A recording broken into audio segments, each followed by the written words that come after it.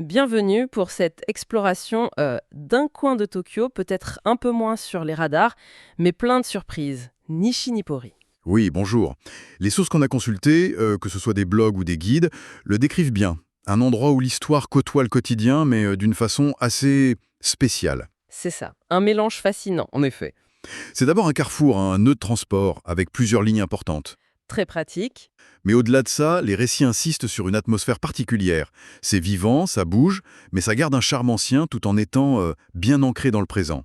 Notre but aujourd'hui, c'est un peu ça. Plonger dans ces descriptions, dénicher les anecdotes historiques marquantes et trouver ces petites pépites, ces hidden gems, comme on dit, que le quartier offre aux curieux. Bonne idée. Et par où commencer? Sinon par la gare. Exactement, le cœur du réacteur est la gare de Nishi-Nippori. Une gare qui, pour la ligne Yamanote en tout cas, est étonnamment jeune. La partie JR a ouvert en 71 seulement. Ah oui, 1971, Oui. c'est tard pour la Yamanote. Oui, après la station de métro Chiyoda qui date de 69. Et le Nippori Toneri Liner, lui, c'est carrément 2008. Beaucoup plus récent. Cette jeunesse relative explique peut-être pourquoi elle n'a pas la même configuration que les autres grandes gares JR, pas de grand parvis devant par exemple. C'est vrai. Et ce qui frappe, c'est surtout cet immense espace en sous-sol pour la correspondance entre JR, donc Yamanote et Keinto-Oku, et la ligne Chiyoda. Avec ces 4 grands escalators côte à côte. C'est assez rare comme aménagement à Tokyo. Ça montre bien son rôle de connexion. Tout à fait. Le Nippori Toneri Liner, lui, est un peu à part, avec son propre accès. 4 lignes en tout donc. Un vrai hub. Oui, et pourtant, les services autour sont assez limités. Un kiosque, un café Bex, un McDo près de la sortie Chiyoda, un 7-Eleven. C'est plutôt fonctionnel, quoi. Pas le grand luxe. Non. Près de l'accès au liner, il y a quand même une sculpture Hisho, l'envol, une œuvre de Hirano Senri, Elle représente quoi? un disciple de Fudo Miyo, une divinité bouddhique. Apparemment, elle sert souvent de point de rendez-vous. C'est pratique. Et juste en face de la gare, il y a ce bâtiment moderne, le Nishi-Nippori Scramble. Et au rez-de-chaussée, quelque chose d'assez unique, j'ai trouvé. Nishi-Nippori Book Apartment. Ah oui, la librairie, pas comme les autres. Racontez un peu. Le concept est génial. Ce sont des particuliers qui louent des toutes petites étagères, des cubes de 31 cm sur 31 cm, pour vendre leurs propres livres. C'est incroyable comme idée. Chaque étagère est une micro-librairie en fait. Exactement. Tenu par un ingénieur, un voisin, un passionné de je ne sais quoi. C'est hyper diversifié. Ça, c'est une vraie trouvaille moderne. Ça crée une communauté, une réappropriation de l'espace. C'est plus qu'une boutique, c'est un lieu de vie autour du livre. Un petit trésor caché assurément. Allez, sortons de la gare, on va vers l'ouest. On passe sous les voies JR et on arrive sur la rue Suwadaidori. Attention, ça grimpe. Oui, la pente est raide et on est vraiment collé au quai de la JR. Il y a même un pont piétonnier, le Nishi-Nippori Ekime Odokyo.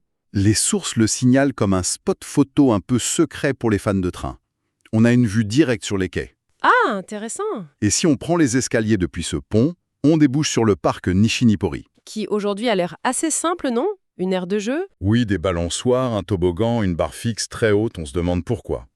Mais, et c'est là que l'histoire intervient, cet endroit, avant, c'était pas rien. C'est-à-dire? C'était un Keishochi, un lieu réputé pour sa vue panoramique. Ce promontoire s'appelait Suwadai, Une vue sur quoi, à l'époque? sur l'ancien cours de la rivière Arakawa, l'actuelle Somida. Et par temps clair, on pouvait voir les montagnes au loin. Tsukuba, Nikko, imaginez. Le changement est radical. Maintenant, la vue, c'est lesquels la gare juste en dessous. C'est ça. Et il y a aussi cette sculpture étrange sur le mur du club de sport Mas à côté. Des silhouettes qui grimpent. Un peu bizarre, oui. Ce contraste entre le passé glorieux de point de vue et la réalité urbaine actuelle, c'est très parlant sur l'évolution de Tokyo. En redescendant dans le quartier résidentiel, on tombe sur une autre pépite, mais gourmande cette fois, la boulangerie Ianak. Ah, Yanak. Souvent une petite file d'attente devant. C'est bon signe. Oui, l'intérieur est tout petit, mais très chaleureux. Et ils ont une variété de pains incroyable, près de 80 sortes. Et leur spécialité, c'est ce pain au curry un peu original, non? C'est ça. Pain au curry avec des haricots et de la racine de lotus. Faut oser, mais apparemment c'est une tuerie. Le boulanger a un beau parcours. Il est passé par des maisons connues. Son but, c'était de faire du bon pain, mais pour tous les jours, pour les gens du quartier. Et ça a marché, c'est devenu une institution locale. Exactement. Et juste en face, il y a la boutique sœur d'Okanyama Bake Shop, Eux, c'est plus pâtisserie. Oui, financier en format de cœur aussi. Ils utilisent de bons produits, farine japonaise, des œufs spéciaux de Natsu, de la crème de Kaido. C'est ce genre de commerce qui fait l'âme d'un quartier. Encore des trésors cachés, mais pour les papiers. En continuant, on ne peut pas manquer la présence imposante de Keisei Gakuen. Ah oui, l'école privée. Une des plus prestigieuses du Japon. Bâtiment rénové d'ailleurs, récemment. Ça donne une touche un peu studieuse au quartier, j'imagine? Oui, même si ce n'est pas une attraction en soi, sa présence historique marque le paysage éducatif et social de Nishinipori. Bon, changeons de cap. Direction l'est vers Yanaka. On prend la rue Yomisedori. L'ambiance change. On sent qu'on se rapproche de la fameuse Yanaka Ginza. Oui, sur Yomisedori, il y a un petit truc touchant. Landmed Iso. Une petite statue protectrice où les gens s'arrêtent prier. Un petit pilier spirituel local. C'est important ces repères. Yomisedori, c'est un mélange, hein. Un joli fleuriste, un café sri-lankais, mais aussi pas mal de rideaux baissés, notent les sources. Oui, un contraste avant l'animation de Yanaka Ginza et son fameux Tabeharuki. Le manger en marchant, la grande spécialité de Yanaka Ginza. On y est, Yanaka Ginza. L'archétype de la rue commerçante à l'ancienne, super populaire. Plein de boutiques de nourriture, on ne peut pas tout citer, mais il y a des incontournables. Comme la boucherie Sendaji Koshizuka, plus de 70 ans d'existence, hein. Réputés pour ses viandes, bien sûr, mais surtout leur corned beef maison, fabriqué sur place. C'est ce genre d'établissement historique qui fait la réputation. Le week-end, ils font même des dégustations. À côté de ces institutions, il y a des choses plus inattendues. Zakuro Rempuye, par exemple. Ah oui, les lampes turques. La première boutique spécialisée au Japon, il paraît. C'est ça.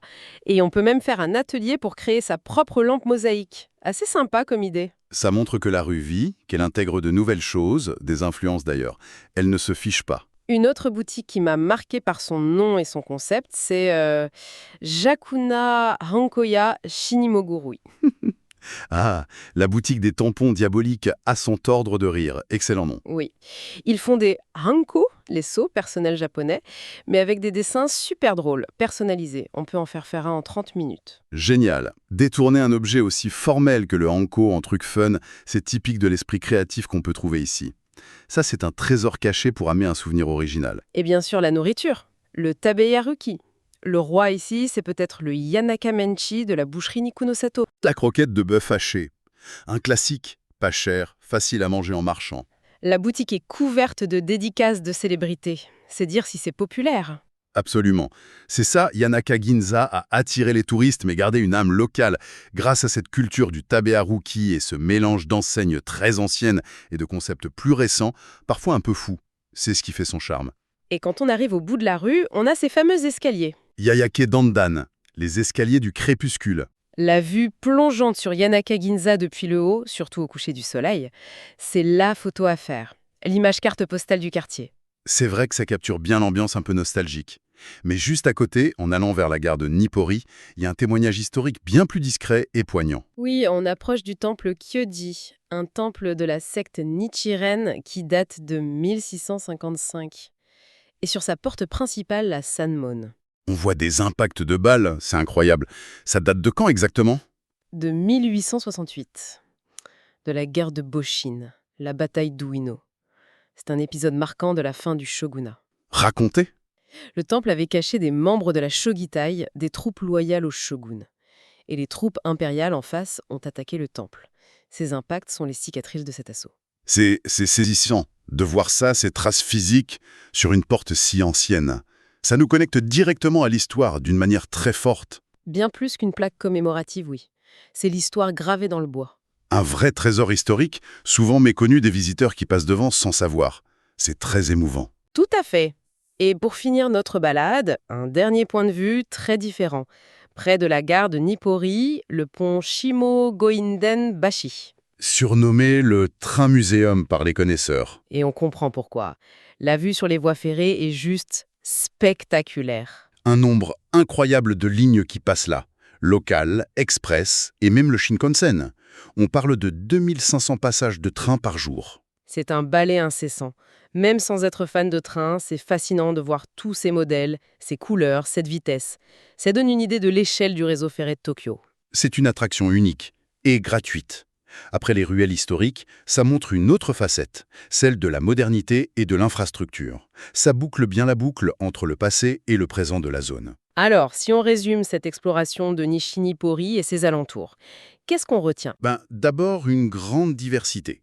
C'est à la fois un hub de transport, un quartier résidentiel, un lieu de commerce traditionnel et un témoin de l'histoire. Tout ça mélangé. Et puis, ces fameuses trouvailles, ces perles rares, des concepts uniques comme Book Apartment, des délices comme chez Yanak, des boutiques originales comme celle des Anko. Sans oublier ces 13 d'histoires très fortes, comme les impacts de balles à Kyoji, et les points de vue inattendus, sur lesquels ou sur les trains. Ça montre qu'un quartier comme Nishinipori, ça se découvre à plusieurs niveaux. C'est bien plus riche qu'il n'y paraît. Exactement. On peut y chercher l'histoire, la culture, la gastronomie, ou juste flâner et se laisser surprendre. Et ça laisse une question en suspens. Qu'est-ce qu'on n'a pas vu? Quelles autres histoires se cachent encore dans les petites rues, dans la mémoire des habitants plus âgés? C'est ça. C'est une invitation à aller voir par soi-même, à ouvrir l'œil, à discuter peut-être. Il y a sûrement d'autres trésors à découvrir à Nishinipori.